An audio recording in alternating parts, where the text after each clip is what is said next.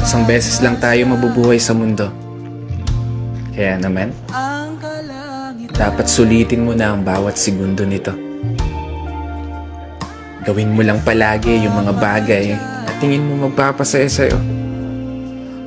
Puntahan yung mga lugar na gusto makita ng mga mata mo. Kasi isang beses lang, oo, isang beses lang, tayo may pagkakataon dumaan sa kalsada ng buhay na hindi mo na mababalikan. Dahil habang tumatanda tayo, meron tayong isang bagay na malimit na kakaligtaan. Yun ay maglaan ng oras para sa sarili nating kaligayahan. Kasi karamihan sa atin, puro trabaho na lamang nasa isip. Sa pagtulog na lang dinadaan yung pahinga habang namamasyal sa panaginip. At paggising, trabaho ulit hanggang sa hindi mo na magawang masulit kahit man lang saglit.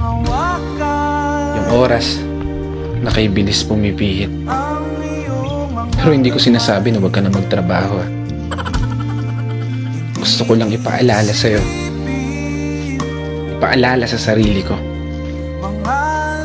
kapag dumating na yung araw na hindi mo na magagawang iakbang ang mga paa mo, siniguradong isa lang ang bagay na tatakbo sa isip mo.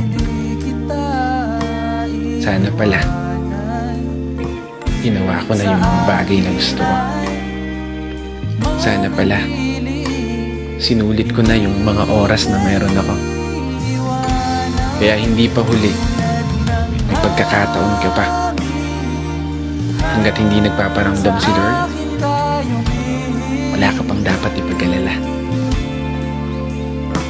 Hanggat hindi ka pa tumatago sa pintuan, wala kang dapat ipangamba. Dahil hanggat humihinga ka, magagawa mo pa. Gawin lahat ng mga bagay na gusto mo, basta masaya ka. Walang makakapigil sa'yo. Buhay mo yan. Kaya kung umabot ka hanggang dito at patuloy na nakikinig, maraming salamat. Dahil gaya mo, ginagawa ko lang din kung ano yung pangarap ko. Minsan ako masaya. Sa paraan na to, magawa kong may bahagi sa iba.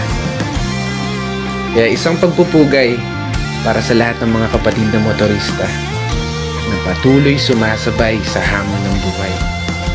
This is your brother Matt for today's video.